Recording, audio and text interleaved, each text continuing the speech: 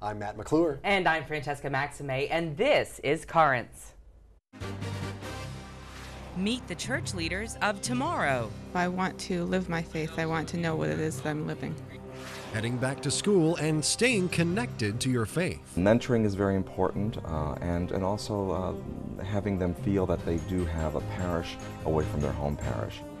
And you've heard of pop art. How about Pope art? We'll tell you all about it.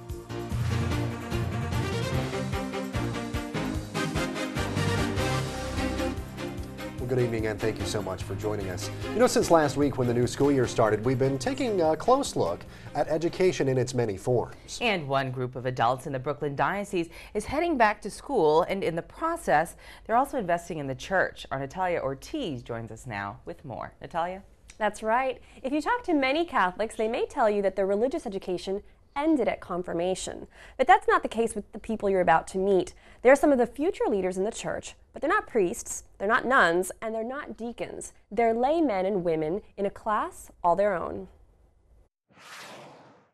Most students are officially back to school by now, but the 80-some pupils who attended orientation at the Pastoral Institute in Jamaica this weekend won't be studying the Pythagorean theorem or learning about the Sphinx. It's for people to learn more basically about themselves and also about religion.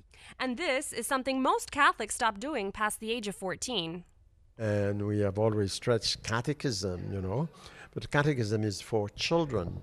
But the tendency is that beyond confirmation, the children think that they know everything and they no longer continue their religious education. Contrary to popular belief, it's not just the ordained who can play an official role in spreading the Catholic faith. When we mention, for instance, the priesthood, we mostly think of the ordained priests. But there is also what we call the priesthood of the faithful. Considering the clergy shortage the Catholic Church is experiencing, these faithful people are needed more now than ever, according to Sister Angela Gannon. We have fewer priests in the parish, we have fewer sisters, and they were the ones who typically coordinated and directed many of the ministries that we're familiar with. And now we are relying more and more on lay leaders to continue that ministry. I can take a little bit of stuff off the priest's back when they're not around. The 3-year program has been around since the year 2000, and its leaders are constantly seeking improvement. To use new media, to do some online courses, I think is another thing that would help us greatly. But however the material is taught, the point, Bishop Sanzaric says, is that people learn it. Christians who love Jesus must grow in their understanding and their love of Jesus. You don't love what you don't know. These students aren't just seeking to know Jesus. Most want to help others through the ministries they'll take on at the course's completion. I want to do something with music ministry, but I think I want to specifically focus on teenagers. Luisa Cruz is an example of one Catholic who doesn't just want to be a card-carrying member. I want to live my faith. I want to know what it is that I'm living. And that's what these Catholics will spend the next 3 years finding out. The course is accredited by the United States Conference of Catholic Bishops. Most of these people will be filling a variety of roles, from bereavement ministry to religious education. They're clearly going to be playing an important role in the diocese for years to come. Matt and Francesca, back to you. All right, well, thank you very much, Natalia. We have much more currents coming up straight ahead. Coming up, meet a family who's stretching their dollars more than you can imagine. That and the rest of the day's headlines straight ahead. And later, rebuilding a synagogue in the unlikeliest of places.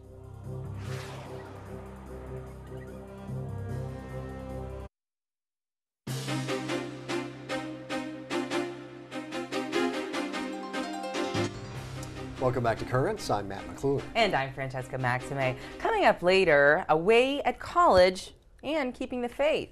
But first, let's have a look at the day's headlines. Some good economic news out today. The Labor Department says the number of new jobless claims fell last week to the lowest level since early July. Now, despite signs the economy is on the road to recovery, times are still tough. Catholic Charities is reporting a big jump in the number of people in the U.S. applying for help. The number of clients served by Catholic Charities agencies grew by about 10% to 8.5 million in 2008.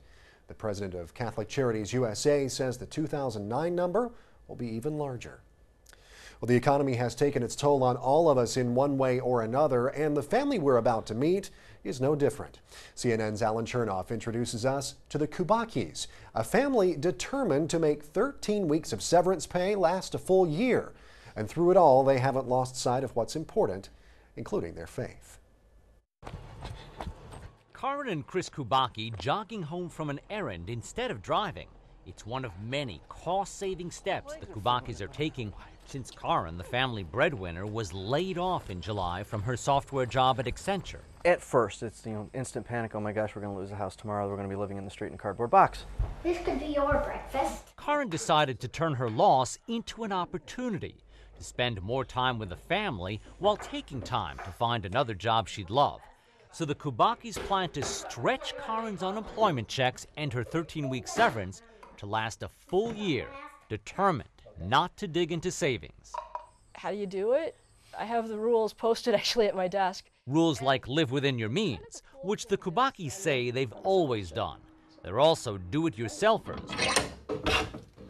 Chris, a stay-at-home dad who is a woodworker, builds toys for his son Max. My dad made it.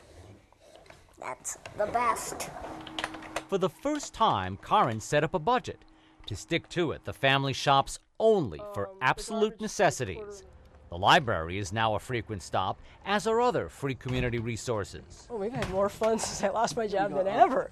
Having adopted a frugal lifestyle, the Kubakis say they now truly appreciate small luxuries. And if you pick just a couple of luxuries, like Hershey bars,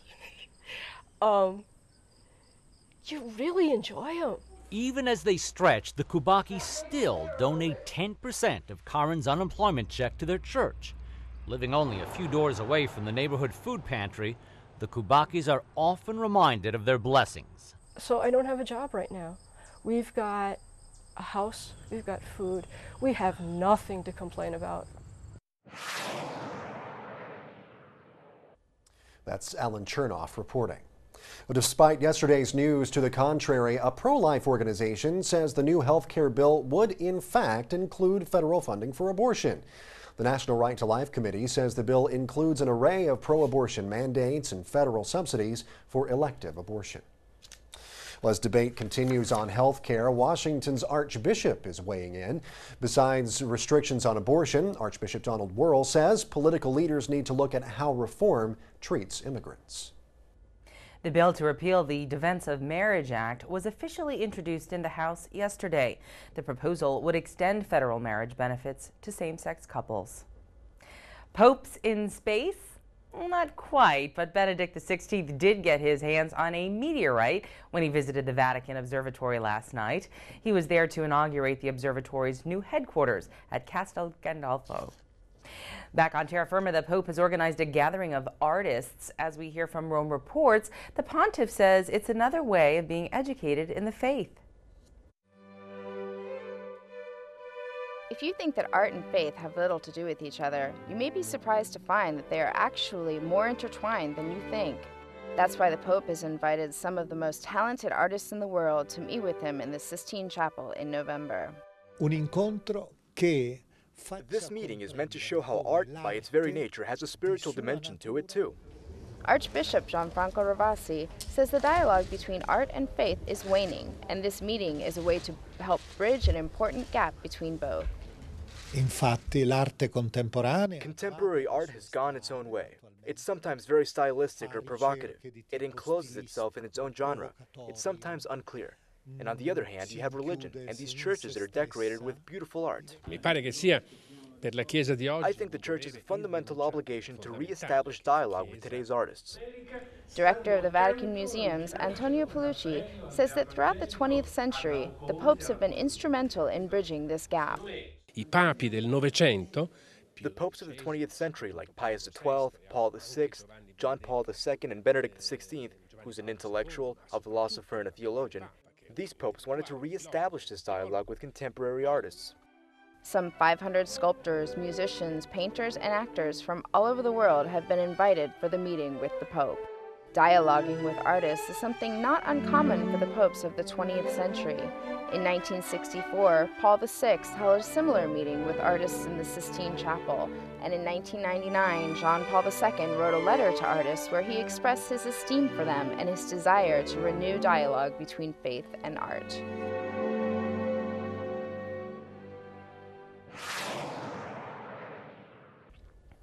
And you just saw there John Paul II, who was at one time apparently an actor and a playwright. Oh, who knew? Yeah. Well, stay tuned. We've got more currents straight ahead. Coming up, a different kind of college fraternity. The church is here for you, and we do this through our conversations, through the liturgies, through Bible studies.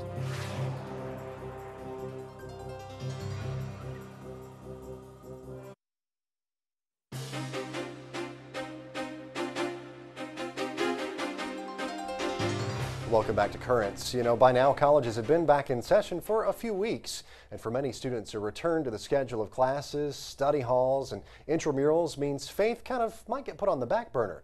But it doesn't have to be that way, and to discuss this I'm joined now by Father Vincent DeLucia. He's the Director of Campus Ministry at New York University's Catholic Center. Father, thank you so much for being here today. I really appreciate it. Thank you, Matt. First of all, just to start off, tell me a little bit about yourself, where you come from, and the NYU campus ministry and what it's like. Sure. It's a pleasure to be here with you today. I am from New Haven, Connecticut originally. I'm a priest of the Dominican Order, and we have been at NYU for about 25 years now. Right. I had spent a number of years at Providence College, which is a college we run in Rhode Island. Did that for a number of years, teaching and also working in campus ministry, and then my provincial asked me to come here to New York City to join the team at NYU. I've been here for about 5.5 years, the last year and a half as the Catholic chaplain of the university. Great, great. So what kind of activities does the NYU campus ministry take part in? We have a number of activities. First and foremost, I want to say that NYU has the largest Catholic student population of any private school in the country, really of any school in the country. We have approximately 18,000 Catholic students out of a total of about 50,000 students now at the university. So it's a sizable community, and we do a number of things to attract young people to the faith. This year, for instance, in our incoming freshman class, we had a welcome week of activities, club fairs, welcoming dinners, where we come together and with the freshmen, and I put them together with our student leaders to tell them about different events happening throughout the year, and that they could become engaged and are invited to become engaged in the Catholic experience here at NYU. Right. Well, how do you think the church as a whole is doing in keeping young people involved in their faith when they go on to college? I think it's incumbent upon the Catholic ministries of various universities to provide a home away from home for these students, a place where they can feel comfortable, a place where they can be evangelized and taught about the faith, but also a place where they could network with other Catholic students, like-minded students. Mentoring is a very important part of what I do. And so the target, of course, for students for mentoring is between the ages of 16 and 26. So I get them at that in-between place, between 18 and 21. Mentoring is very important, and also having them feel that they do have a parish away from their home parish. Right. Well, technology, you know, is a very big part of everyone's daily lives, especially younger people. Yeah. Do you guys use technology to kind of help reach out to young folks today? We have to. I mean, emailing now has become sort of a dinosaur among young people. So people don't even email anymore. Now it's we Twitter. We have a web page that we're constantly renewing and adding to. But it's Twittering, it's Facebook, it's MySpace. Even MySpace, I'm told by my students, is kind of passé at this point. So it's there's a lot of things going out there.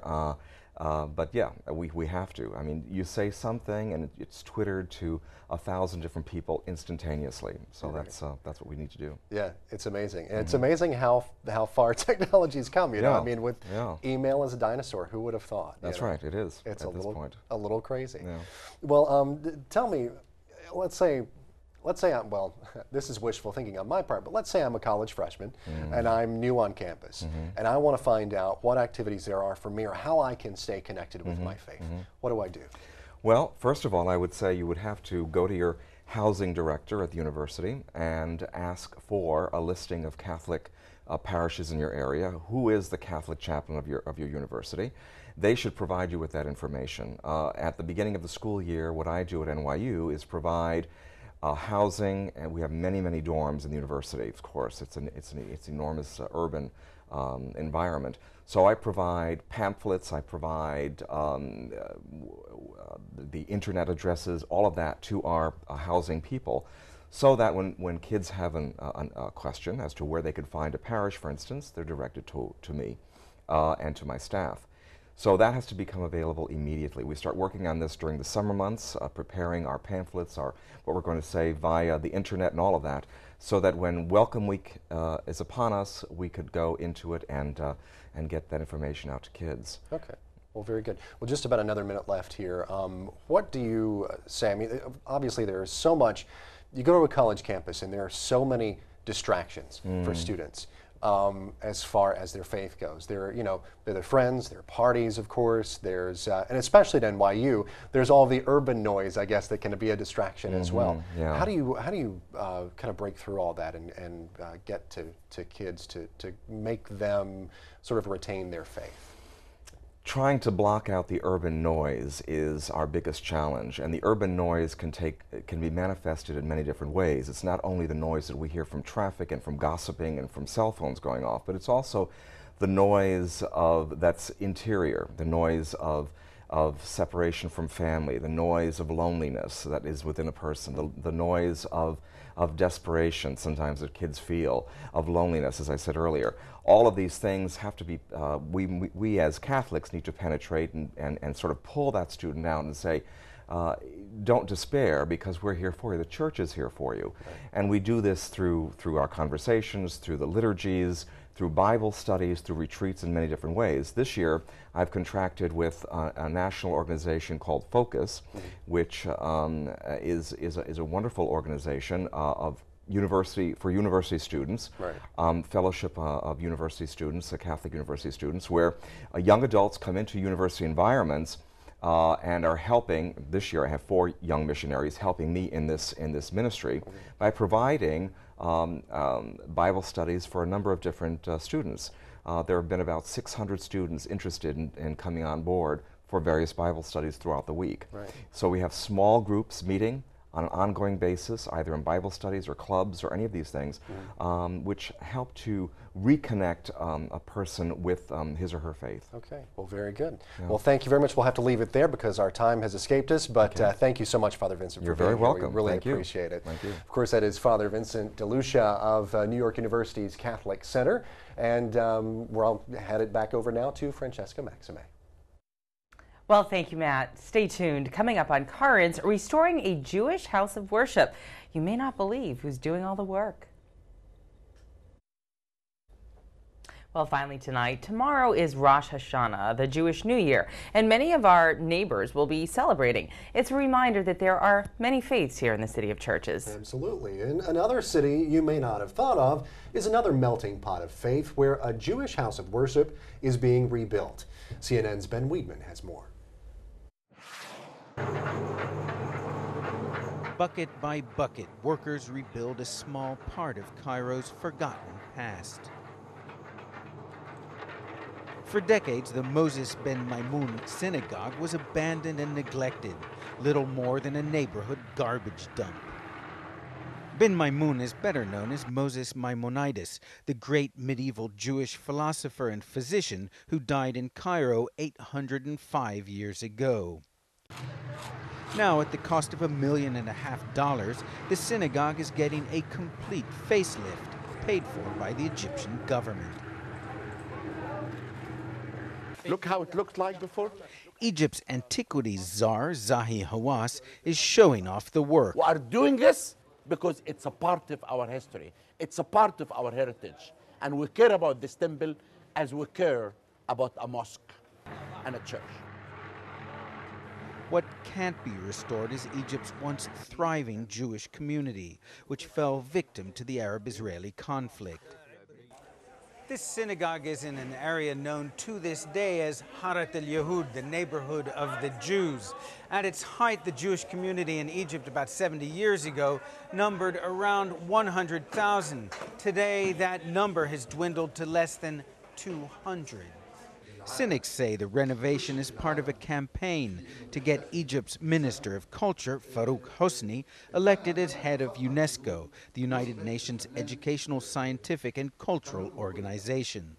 Hosni angered Jews last year when he said he would burn all Hebrew books in Egyptian libraries. He later apologized for the remark. Hawass, an employee of the Culture Ministry, insists the work predates the minister's UNESCO bid. To restore a temple like this, you just don't come and restore it.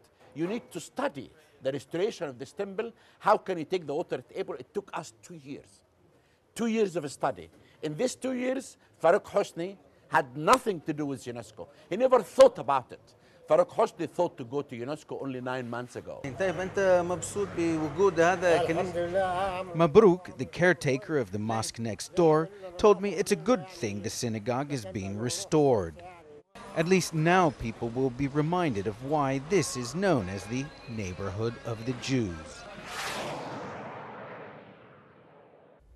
That is Ben Weidman reporting. And you know, it's so nice to see, no matter what the house of worship may be, mosque, synagogue, whatever, you know, they are holding it in high esteem and taking care of it now, repairing it. And it's amazing the history. When I was in Spain, I mean, you look at the Alhambra, there's such a huge, you know, history with the Moors, the Jews, you know, the Christians, and how all those, you know, faiths came together. You can see it as played out through the architecture as much as you can in this situation here. Yeah, absolutely. Yeah. And it's so nice to see something being brought back to life. Yeah. That's been kind of buried for a long time. I would say, yeah. Yeah, absolutely. Nice. Well, that is it for this edition of Currents. Now, coming up tomorrow, we can't get away from it. The H1N1 virus, commonly known as swine flu. But how can you protect yourself? We will ask the doctor on that question, as a matter of fact. He's our own Steve Gardner, and he'll be right here. We have that and more tomorrow on Currents. But until then, remember, you can always watch us online. Just head over to our new address, currentsny.net, and there you can see clips of the show and also check out our blog called Riding the Wave. Right, and you can also follow us on Twitter. Tweet right along with us, twitter.com/currentsny. Check it out to see what we're tweeting about. And one more thing, we also have a brand new Facebook page. Just log on and search for Currents and become a fan of ours. It's yet another way to get the latest on what we've got going on. And we got a lot going on. That's right. So for all of us here at Currents, I'm Francesca Maxime. And I'm Matt McClure. Thank you so much for watching. Have a great night.